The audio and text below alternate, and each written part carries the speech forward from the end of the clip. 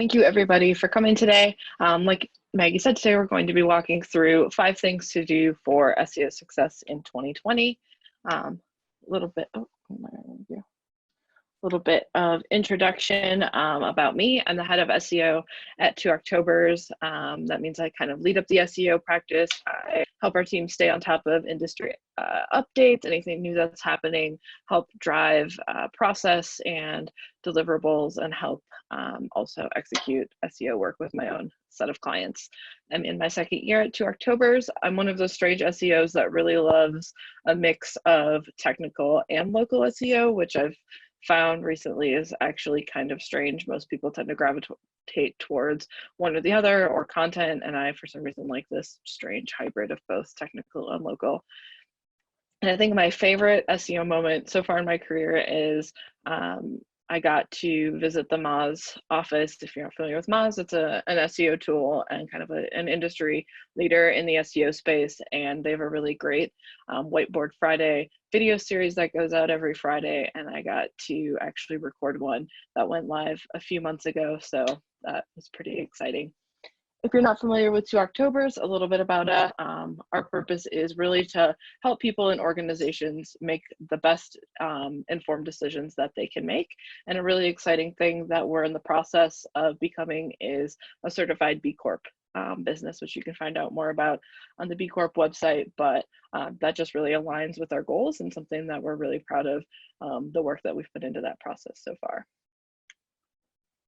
So diving into today, 2 of the biggest things I want you to walk away with from this is what to include in your SEO strategy. Obviously, the 5 things that I'm outlining today are not everything that could help lead you to SEO success in the rest of 2020. Obviously, there's been a lot of curveballs for people, especially in regards to their marketing strategies and all the channels that people are focusing on. But given the state of our world and all the challenges that people have had so far this year, they're the things that I think really have the opportunity to make the biggest impact right now, and could possibly that people could possibly implement on their own without a lot of external developer support and that sort of thing. And then I'll also want you to be able to take away how to start thinking about prioritizing your SEO strategy based on some of the things that we talk about today. So diving into today's agenda, we'll talk about some different types of site audits and how they can help your SEO strategy, why they're important. Some SEO factors that I want to talk about include internal linking, page speed, schema, and then ultimately talking about task prioritization and how to prioritize your SEO strategy. And then, like Maggie said, we'll end with some office hours where kind of a free-for-all. You can ask questions. Other people can chime in with maybe examples and experiences they have, and just kind of make it a free-form discussion, whatever you want to get out of it. So diving into site audits, I like to use the analogy that a solid SEO strategy is like the foundation of your house. If there's cracks in your house, it can obviously impact the cracks in your foundation. It can obviously impact other areas of your house over time. And that's similar to your SEO strategy. If there's cracks in your strategy, there's things that aren't working well, it can ultimately impact other areas of your marketing channels and ultimately your bottom line. So things that we want to think about in regards to site audits.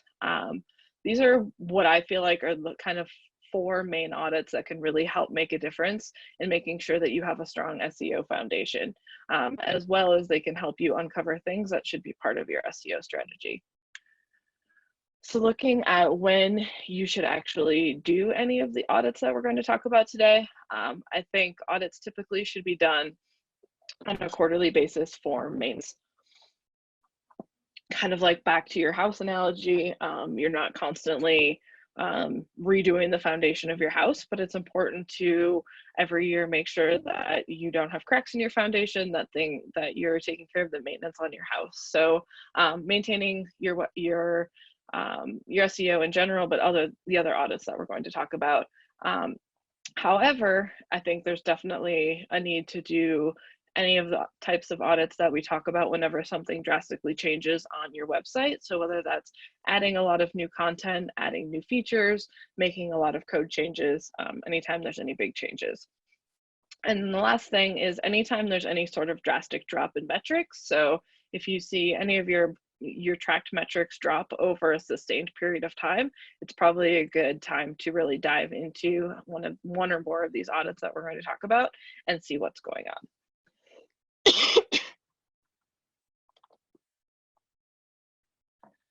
The first audit is a technical SEO audit, and this can really encompass a lot of the areas of SEO and things that can impact your site, can impact how search engines and users crawl and find the content on your site.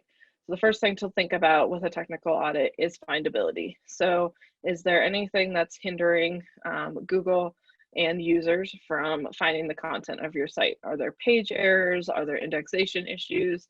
Is there anything going on that's impeding that?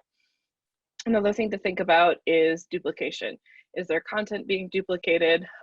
One common problem I see a lot of times when I'm doing technical audits is that URLs will have both a trailing slash and a non-trailing slash, and the same content is served on both of those versions of the URL, or uppercase URLs having uppercase and lowercase characters, and those URLs not redirecting to one version or the other. And this can cause content duplication, especially if both versions of the URL would happen to be picked up and be in Google's index. That can be a problem. So ensuring that there's not content duplication happening.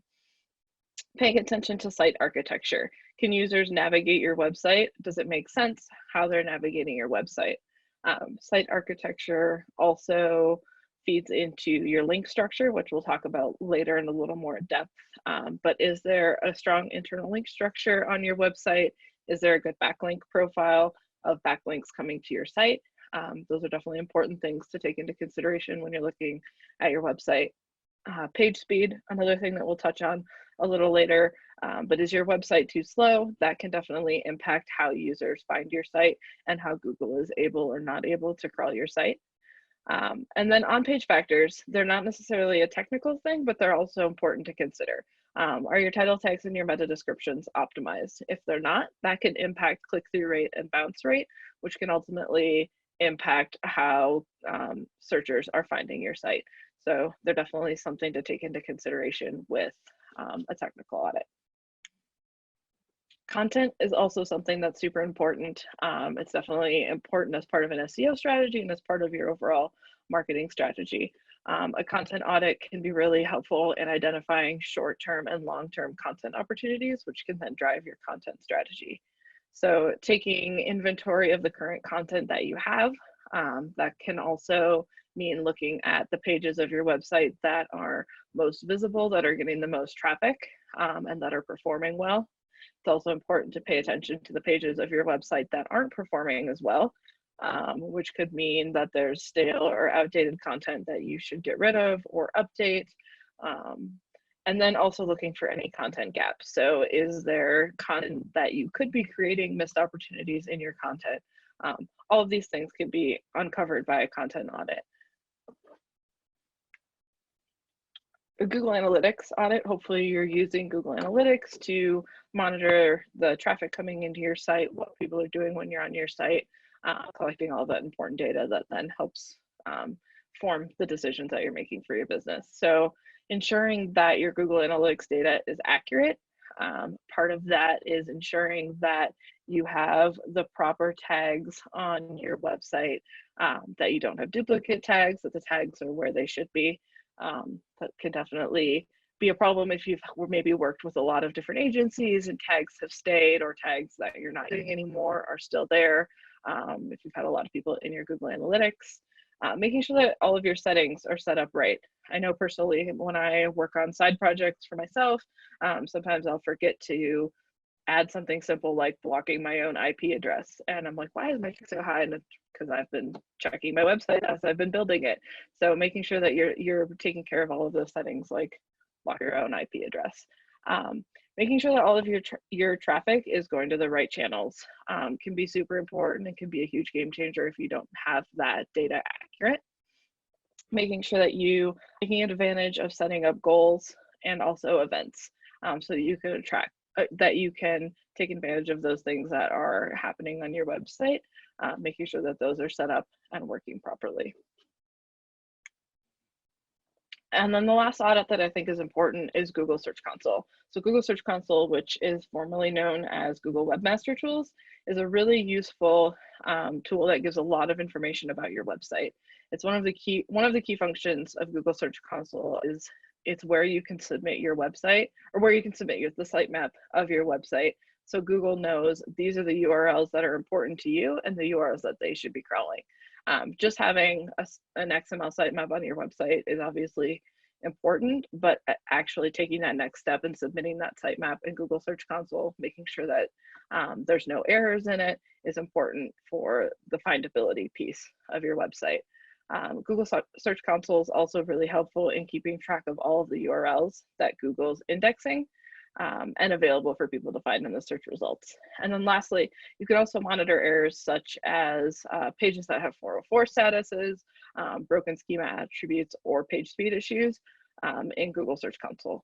Google Search Console, when tied with Google Analytics, can also help bring in important keyword information that you might not be able to see in Google Analytics without that connection between Google Search Console. So it's important to make sure that you're taking advantage of this free tool and that it's set up properly. Some tools that can be helpful in actually auditing your site or any sites that you're working on, just some tools that I recommend. Screaming Frog is a free tool. It's a desktop application that you can download. It's free up to 500 URLs. It can be a little overwhelming if you're not used to like auditing sites or anything super technical, but they do have a really robust user instruction manual. So if you really want to kind of take a deep dive, Screaming Frog can be fun. SEMrush, Sitebulb, and Ahrefs are a little more user-friendly out of the gate, and they're all monthly subscription services, but SEMrush and Ahrefs especially will allow you to set up a site audit. It'll kind of make it a little more intuitive as far as what the issues are and give you a little more background on how to fix them. So if you're managing a site on your own, those can be great places to start. And then if you really want to dive in, this link to, which you'll get in the deck, is to a checklist by the company Distilled, and it really runs you through a really in-depth technical audit that can be helpful if you really want to dive in and try to figure out what's going on with the website. When we think about internal links, I like to use the analogy to think back to preschool and the lesson that sharing is caring. And internal links is really sharing the value of one page to another, and also help to make your website more accessible by having a strong internal link structure. So some things that are important to think about when it comes to internal links is having internal links really is the most important thing in helping users and search engines navigate the content on your website. Obviously, having a navigation menu is super helpful, but not every page on your website can or should be listed in your website's navigation menu. However, the most important pages on your website should be accessible within 3 clicks of the home page. So through internal links, you can make sure that your most important content can be accessed quickly when people are coming from the home page. And if there's not a link to the content on your site, then Google can't find it. So say you've created a really great new blog post, it's just out there in your blog subfolder, it's not linked to anywhere from maybe another relevant blog post or a surface page or something else like that, it's going to be a long time before Google can find that new content, because there's really no way for them to navigate to it from another area of your website. Internal links also help establish an information hierarchy. So those internal links will tell users in Google what content is the most important, and then also help them get to it. And lastly, internal links help spread link equity across your website. So if you have a page that gets a lot of traffic, or it converts really well, so you know that page is a high value page, having that page linked to that newer blog post that hasn't been getting a lot of traffic yet, as long as it's topically relevant, is a great way to help spread that link equity and help tell Google, hey, this page is also important. You should make sure that you crawl it and that you serve it to users for this similar search topic. The optimal structure for a website if you think about a pyramid where the big dot that you see is the homepage of the website, and then from there it starts to trickle down into the other areas of your website. So thinking about how everything on your site should be interconnected to make it easier for users to find the content that they're looking for, or content that would be helpful that maybe they didn't know they were looking for. A solid internal linking structure is definitely a balancing act. You want to ensure that your pages have internal links that make sense, but you also want to make sure that you don't have too many links or too many links to pages that don't make sense. So when you're thinking about your internal link structure, it's important to make sure that those pages that you're linking to actually are relevant to that page. A few more tips for thinking about internal links. Look at your highest value pages. So look at the pages, like I said, that are really performing well. They're getting a lot of traffic. Product pages that are really selling well, selling a lot of products. Use those to link to maybe newer products, blog posts that are related to this product pages, and help spread that link equity. Check your website for errors or redirects. If you have a blog or you have a product page and you've changed the URL structure of that product page a couple of times, and that product page is being linked to from a product category page, but for some reason that product category page is linking to the first version of that URL, but you've updated that URL a couple of times, every time Google goes to recrawl that category page and finds that product page URL, they're having to go through multiple versions of that URL to get to the final URL, and that can take time. It can slow down your site and make things challenging for Google. So make sure that you're updating those URLs, even though you have a redirect in place, to the final URL. And then the last thing to think about is the anchor text that you're using. So a lot of times you'll see somebody will put click here or learn more to get to an internal link, but actually think about what that text is that people are clicking on for that internal link and make it relevant. And that helps establish relevancy and let Google and searchers know, hey, this is something I should actually click on, and test it out. Maybe change some of your anchor text, see what the click-through rate is after you change it. Maybe it's not performing, and play with that a little bit and see what actually happens when you start to change some of your anchor text of your internal links.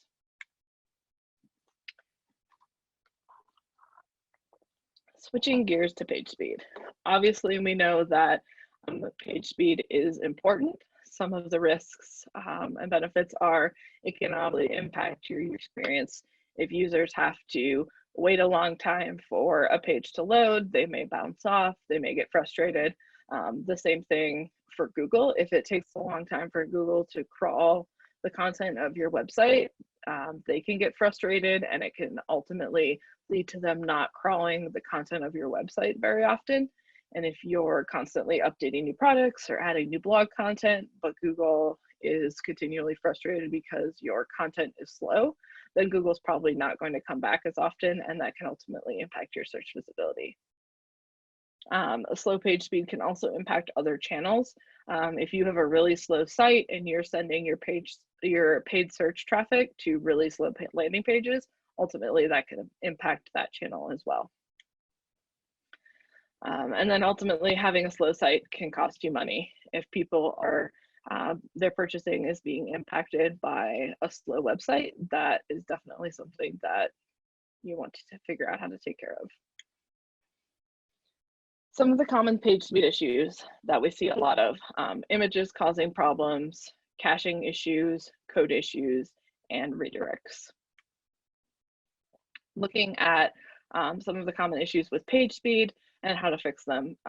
Compressing images can definitely help when it comes to page speed. If you're using WordPress especially, but other content management systems typically will have plugins that you can use that can help you compress and resize your image files. If you don't actually resize your images, and then say you're using WordPress, and every time you use an image that you've uploaded in a blog post and you change the size, Google will keep a copy of that original really large image size that you used, and then that ultimately will start to take up more and more space, which will slow down your website. Thinking about the best format to use for your photos, PNG files obviously produce the most high quality of images, but they're also the largest file size. JPEG files tend to be very decent as far as quality level, but they're a little smaller in file size. So if you don't need something as high quality as a ping, think about using a JPEG instead. And then image resizing. It used to be a really common practice to use CSS to resize images instead of actually scaling your image to the size that you need it to be and then uploading it. This is a little less important as WordPress can handle a lot of this now, but it's still definitely something to have on your checklist when you're uploading images. Make sure that you have the size in mind so that you're not forcing the CMS to do that and slow things down. Browser caching is another common issue that we see. A way to think about browser caching is that each time a returning user comes to your website, the browser needs to be able to quickly pull up the resources on the page. So images, scripts, things like that. And think about it as every time you need to find a file that you have to go down to the basement and get that from a box of archives instead of being able to pull it from a filing cabinet next to you. You want to be able to have that information easily accessible, and you want to have that information easily accessible for the users on your website. So you want to allow the browser to be able to cache those resources. WordPress does a really great job of this through plugins. A lot of hosting providers can also handle some of this caching control, depending on the hosting provider that you're using, but ultimately making sure that that content can load quickly for returning users to your website. Some other common issues that we see as far as code are unused JavaScript and CSS files can definitely slow down a website. Resources like forms and pop-ups and other elements that maybe don't need to load right away when someone accesses the page. This is also common with images that could possibly be lazy loading, which means that they would load as a user needed them. Sometimes it's common to put things like lead gen forms and contact forms in the footer of a website. That code doesn't need to load right away when your website loads, because somebody's not going to automatically scroll to the footer. So it can load a couple seconds after some of the more important resources load. And then things like tracking codes, if you're doing a lot of ad banners or have a lot of affiliate codes on your site, things like that can also take up bandwidth. So consider where you're putting those on your site, talk to your dev and talk to the people implementing those and figure out if those could be implemented to load later on. Anything you can do to really speed up that load time so that users don't get frustrated.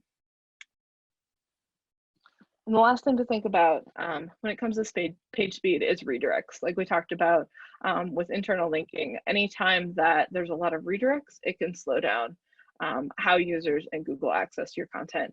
And one way to think about redirects is when you're trying to find that empty parking space in a large crowded parking spot or parking lot, and you think you found a spot and you realize that there's a smart car or a motorcycle actually in that spot, and then you have to start that process over again. And that's kind of like every time Google hits a redirected URL on your site, they think they're finding that URL that they're trying to find, but really they realize they have to go through 2 or 3 other URLs to get to that newest, most recent URL. And every time they have to do that, that slows things down. Users don't realize that they're clicking on a URL with a redirect, but it's definitely can be a problem when it comes to how Google accesses your site, especially if you have a really large site. Some tools out there that are helpful for diagnosing page speed issues. Google's own Page Speed Insights can be really helpful. It'll give you both a mobile and a desktop score when it comes to page speed.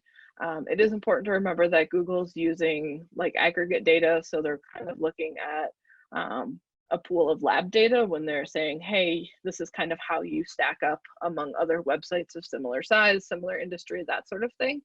But it can definitely be a good starting point that if those numbers are coming in lower on the Page Speed Insight score, then you know that, hey, you should dive in a little deeper.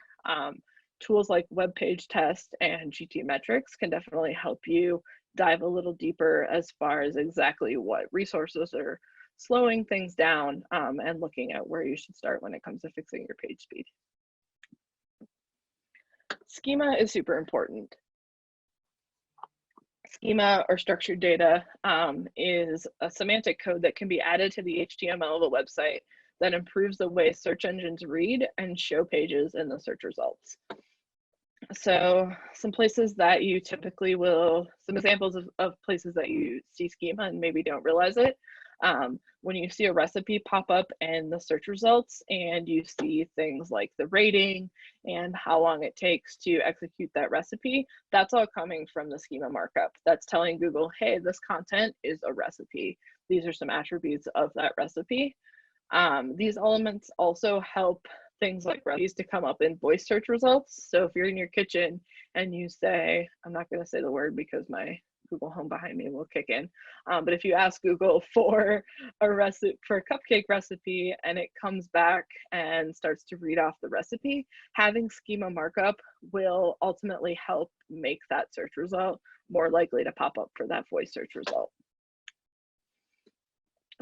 Some really common schema types and the types that I think have the ability to make the most impact are local business schema, review schema, which usually goes with product schema, FAQ or how-to schema, article and blog markup, and event markup. This is an example of FAQ schema in the wild. So we added this schema for a client a few days ago, and we can actually see the FAQ questions that are on the page showing up in the search result under the search result. So if you click on the little drop down arrow, it'll actually show the answer to that question right in the SERP, and then give the user a prompt to click learn more to actually go to that search, to go to that page. But this can just help take up more, this takes up more screen real estate. So likely there were probably 6 or 7 organic results on this page. After we added the FAQ schema to this page, it probably took away one of the organic search results on that page and bumped it to the second page, which gives this search result a little more screen real estate. It also prompts it to be more interactive and will probably increase our click-through rate for this result, which is pretty cool. Having FAQ schema can also help increase the opportunity of showing up in like a people also ask search result, or getting an even higher up placement in a featured snippet result.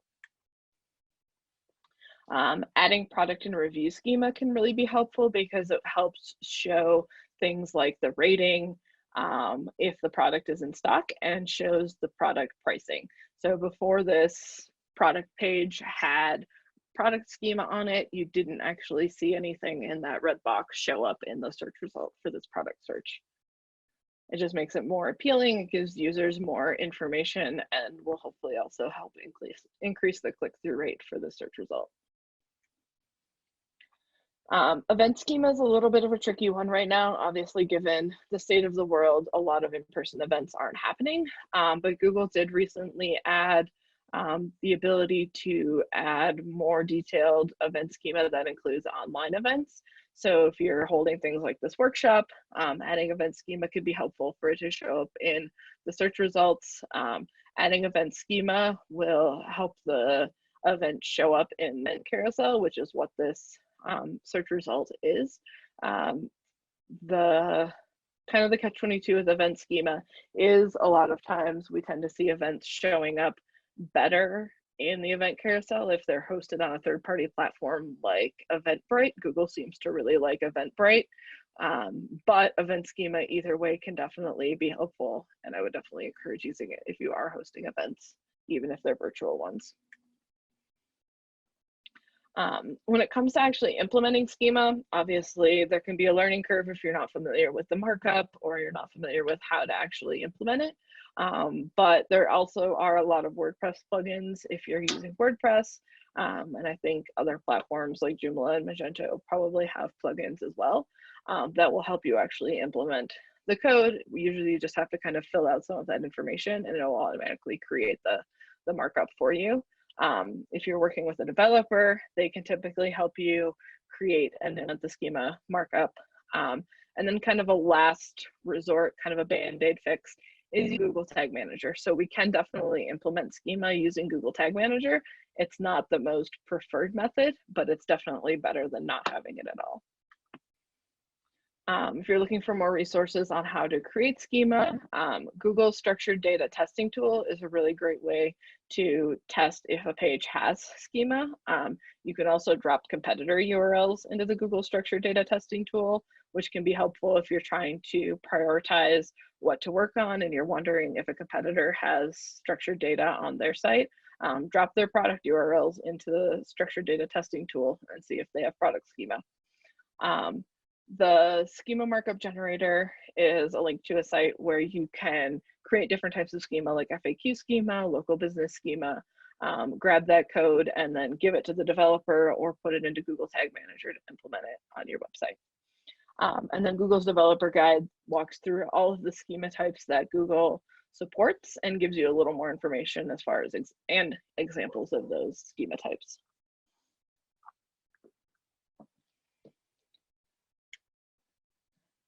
Finally, task prioritization. It's obvious, it can definitely be hard and overwhelming to know what things to prioritize and how to prioritize fixing things, especially if you've gone through audits and you have this whole list of things to do. Figuring out how to prioritize them can be overwhelming. When I think about task prioritization, I like to think of the priority, the impact, and the resources needed. So how high of a priority is the item? An example would be if you discovered a lot of index duplicate content during your content audit or your tech audit. This could obviously be impacting negatively your organic traffic and your visibility. The impact could be pretty great, and the resources needed to implement that should actually be pretty low. If a developer is needed, it shouldn't take too much of their time to put in redirects from trailing slash URLs to non-trailing slash URLs or something like that. So that's definitely something that should be higher priority on the priority list because the impact is great and the resources needed to implement it are pretty low. Page speed, on the other hand, if you noticed in your audit that your page speed needs some work, especially on some high converting product pages, but you know that it's going to take a developer a lot of time to fix that issue, a lot of developer resources, it might be a good idea to maybe also put that kind of at the middle of your list because it's going to take the developer longer to work on it. You or someone else on your team could work on something less technical while the developer works on that issue. So kind of having that balance when you're prioritizing the tasks on your list. Brittany Muller, who's the senior scientist at senior SEO scientist at Moz, created this prioritization worksheet that I've got linked to a little later in this deck. But I found this is a really great resource for getting a handle on tasks that you need to prioritize. You can lay out all of the tasks that you need, the impact that that item will have, the time estimated to fix it. Helping tie those tasks to a goal is a really great way to think about how what the impact of a task is, and then also what who the stakeholders are and what the requirements are to get that task fixed. Just helps you kind of create a project plan and gives you a visual for what you need to fix. I'm sorry, my neighbor's dogs are going absolutely bananas right now.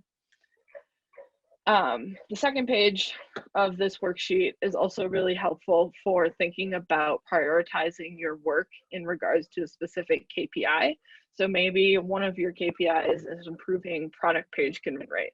So what are the issues hindering that product page's conversion rate? You can lay those out and prioritize those in regards to that specific KPI, and then set yourself up with a project plan. Some resources for prioritizing is this worksheet that I talked about, and then also using a project management system. There's a lot of great project management systems out there. Asana, Trello, Basecamp, we use Rike. Really thinking about how to use those tools to help prioritize and plan the work that you have to do. that's everything that I have for you guys today. So what's next? Like Maggie said, we have a whole host of workshops coming up.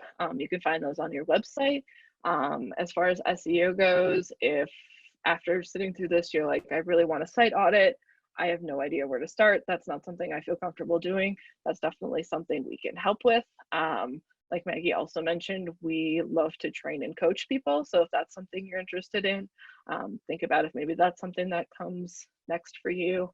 And as far as any questions you might have, all of my contact info is here. You can find me with my email address. I'm pretty active on both LinkedIn and Twitter.